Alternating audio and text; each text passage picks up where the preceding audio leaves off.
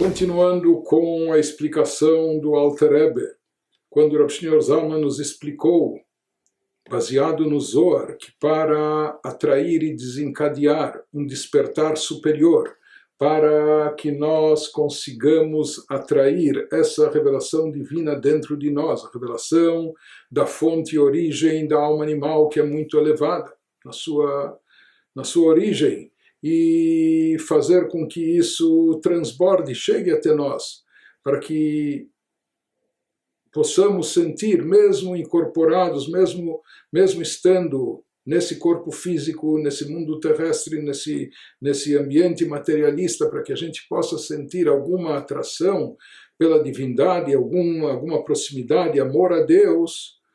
Então, nós vimos que isso vem através dessa revelação divina que se manifesta dentro de nós na hora da oração, mas isso só acontece depois do seu devido preparo, do preparo por parte da pessoa. Depois do despertar inferior da pessoa, tomar a iniciativa e aqui embaixo ela se empenhar, se esforçar para cultivar esse sentimento de proximidade, de ânsia pela proximidade a Deus, de amor a Deus, e sentir uma vibração, entusiasmo nesse sentido.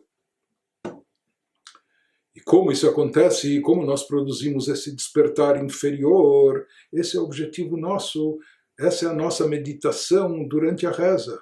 E esse é o significado dos textos selecionados pelos nossos sábios na reza para nos conduzirem a uma meditação profunda que nos leva e nos conduz a essa conscientização e a esse sentimento, visando criar dentro de nós o despertar inferior, a iniciativa nossa, despertar dentro de nós o sentimento de amor a Deus, para que então venha, por assim chamar, simbolicamente o fogo de cima, se revele, se manifeste, essa revelação superior que traz consigo todo o potencial original da alma animal na sua fonte e raiz, que são elevadíssimos.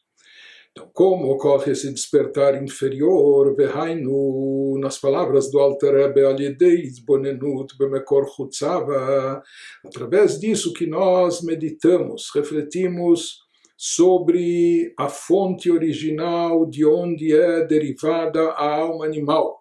Veshorsha bemerkava elionai, como ela está enraizada, a alma animal, por mais que aqui a alma animal, como nós já falamos, aqui incorporada no corpo físico, no mundo terrestre materialista, ela só tem desejos de autossatisfação, só tem desejos egocêntricos e etc. Mas na sua fonte, na sua origem, não só que a alma animal não é má, pelo contrário, ela está num plano muito elevado. E isso que a oração nos conduz a essa reflexão, a essa meditação, esse trecho da oração que precede a recitação do Shema Israel, quando a gente deve refletir na fonte e raiz da alma animal que está relacionada com a chamada Merkavá Elioná, carruagem superior. Isso baseado naquela famosa visão de Ezequiel, do profeta Ezequiel. Shemimena, onde lá nesse veículo, nessa carruagem, se vê a carruagem puxada, sobre ela um trono, e sobre esse trono está simbolizada a presença divina, e essa carruagem é, na verdade, conduzida por anjos que louvam a Deus, mas lá se fala em semblantes de animais, como nós já mencionamos, do leão, do boi, do touro, da águia, mas de qualquer forma, desses anjos nessa visão da carruagem, dessa visão profunda e elevada, ele vai nos explicar em seguida. A carruagem é um veículo, certo? Isso está associado ao conceito de Merkavá. Um veículo não tem vontade própria. Um veículo segue para onde o seu condutor determina. Assim, quando se diz que essa carruagem está sendo conduzida por esses anjos, que são chamados também de Hayot HaKodesh, né? As feras sagradas, porque aqui as suas faces, seus semblantes são vistos com faces de animais na descrição do profeta, E de fato, esses anjos são a fonte original dos animais que existem aqui no plano terrestre. E eles são a fonte original também da nossa alma animal que atua dentro de nós. De qualquer maneira, na sua fonte original, na sua matriz, lá elas estão completamente anuladas diante de Deus. Elas não têm vontade própria, elas conduzem a carruagem, o veículo, para onde o condutor quer que ela siga. Assim como um veículo não tem vontade própria, é o condutor que determina para onde vai seguir, assim também essas criaturas angelicais, nesse plano superior, estão completamente neutralizadas, anuladas, elas não têm interesse próprio, não têm agenda própria, não têm vontades próprias, elas estão completamente anuladas e unificadas com a vontade de Deus. E é de lá que deriva, por incrível que pareça, é de lá que deriva também até a nossa alma animal. Mas desse entusiasmo e fervor que esses anjos têm no serviço divino, na sua matriz, nas alturas celestiais espirituais elevadas, disso se deriva na alma animal aqui embaixo toda a força de vontade que ela tem. O ímpeto, o desejo, a paixão, a força de vontade da alma animal presente dentro de nós é muito mais intenso do que o da alma divina. E de onde é derivada essa força de vontade, esse poder de desejo da alma animal? Do desejo e vontade dos anjos celestiais de se aproximarem mais a Deus, de se anularem mais diante de Deus. De qualquer forma, dentro do nosso contexto das orações, isso que ele está nos explicando, o significado dessas passagens da nossa liturgia, trazer o fogo de baixo, aquilo que vem da nossa parte, da nossa iniciativa, o chamado despertar inferior na linguagem do Zohar, isso consiste no quê? Durante a oração, na meditação, na reflexão, na concentração e conscientização da pessoa. A pessoa deve pensar e refletir exaustivamente sobre o serviço dos anjos, nessa carruagem superior, entre aspas, né? Nos simbolismos envolvidos com isso. Uma vez, por que a pessoa deve refletir nisso? Uma vez que eles são a fonte e raiz original, espiritualmente falando, da alma animal. Então, uma vez que o nosso objetivo durante a reza é domesticar nossa alma animal, convertê-la para o lado positivo, às vezes acalmá-la ou enfraquecê-la, enfraquecer o ímpeto dos desejos pelas coisas físicas e materiais. Então, para isso a gente recorre a essa meditação na qual a gente deve se conscientizar da fonte da alma animal, que na fonte, na origem, a alma animal também quer divindade, também busca com entusiasmo e vibração divindade e espiritualidade, uma vez que ela é derivada desses anjos superiores que, na visão profética, conduzem essa carruagem superior. Então a pessoa deve meditar sobre isso, como esses anjos estão completamente anulados e a serviço de Deus, como se fossem um simples veículo, como nós dissemos, o veículo obedece à vontade do condutor, ele não tem vontades próprias, ou como o trono, a cadeira sobre a qual se assenta o rei, assim também a pessoa deve se conscientizar, uma vez que na sua fonte e origem, não só a sua alma divina está unificada com Deus, mas até a sua alma animal, também o desejo dela é se anular diante de Deus. O desejo dela é deixar de lado qualquer vontade própria e pessoal e fazer prevalecer a vontade divina. Então, esse é o motivo por que os anjos são chamados de Merkavá Elioná, carruagem superior. Por quê? Porque eles estão completamente anulados a Deus, como um veículo está anulado ao condutor. Aqui embaixo, os patriarcas, assim é trazido no Tânia, os patriarcas, Moshe Rabbeinu, grandes tzadikim, eles também chegam a esse nível de Merkavá, que eles anulam suas próprias vontades e a vida deles, eles são um mero veículo disponível ou sujeito à vontade do condutor de Deus. seja, isso representa um grande nível de anulação diante de Deus. Ele prossegue,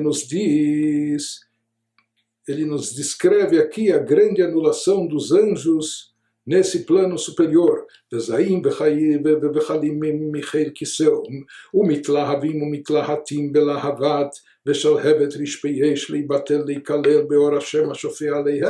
Se diz que esses anjos, eles têm consciência da divindade, da grandeza divina. Eles captam parte desse conceito da grandeza divina, e por isso eles se anulam.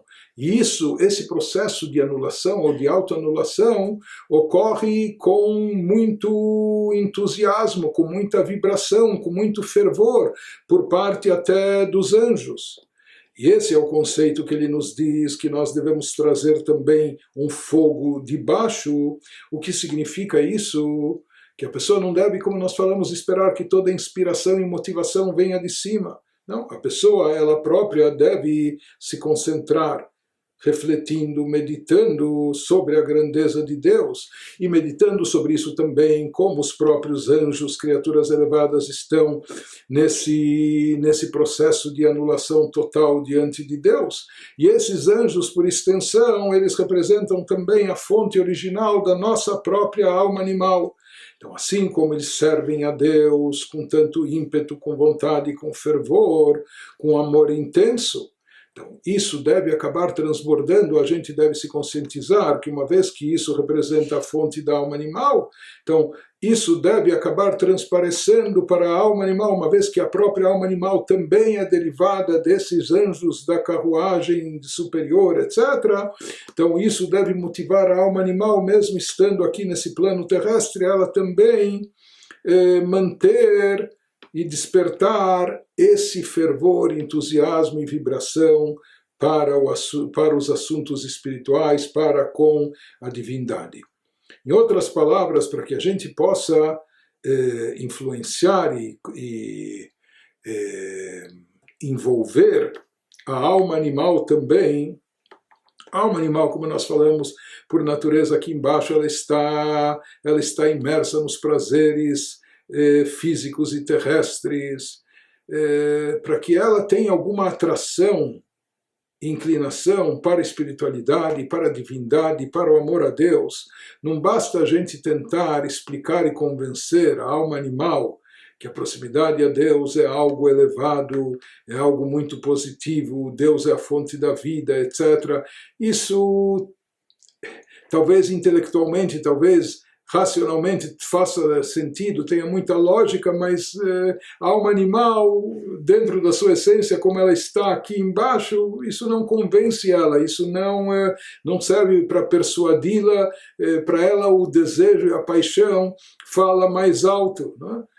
Porque toda a mentalidade da alma animal aqui embaixo, toda a sua atração está voltada para os assuntos físicos, terrestres, materiais, autossatisfação, saciar os seus desejos, etc. Isso, por assim dizer, faz parte da natureza da alma animal, e esse é o tipo de atuação que se reflete aqui, baseado nas suas tendências, na sua natureza. Então, como de repente nós vamos transformar e converter a alma animal, fazer com que ela tenha aspirações espirituais, divinas, etc., por isso ele nos diz, na verdade, aqui há algo mais profundo. A gente não está transformando a alma animal, mas sim o que a gente deve, entre aspas, explicar para a alma animal é que ela, na verdade, ela por essência, na sua própria essência, na sua fonte, na sua origem, não é? Na sua origem elevada, ela também serve a Deus com muito entusiasmo, com muita vibração, com muita vontade. Ela também, por natureza, tem uma anulação a Deus. A gente só precisa revelar e trazer à tona essa fonte espiritual da alma animal. Na verdade, toda essa atração e queda pelos assuntos físicos e materiais que ela sente aqui nesse mundo, como nós falamos, isso é algo circunstancial, pelo fato dela estar aqui nesse habitat.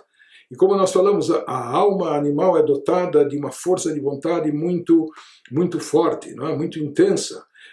por estar aqui nesse habitat físico-material, isso acaba sendo muitas vezes voltado nessa direção. Mas aqui o que o Alter Rebbe está nos explicando, que na verdade a gente não precisa fazer uma metamorfose na alma animal, a gente não precisa transformá-la por completa, transformar e mexer com a sua essência. Na realidade, o que sim a gente precisa, e esse é o objetivo nosso durante a reza, é revelar a real essência, a essência original da alma animal, que na sua fonte, na sua origem, ela também está vinculada a Deus, ela também serve a Deus com fervor, com vontade, com desejo, com prazer.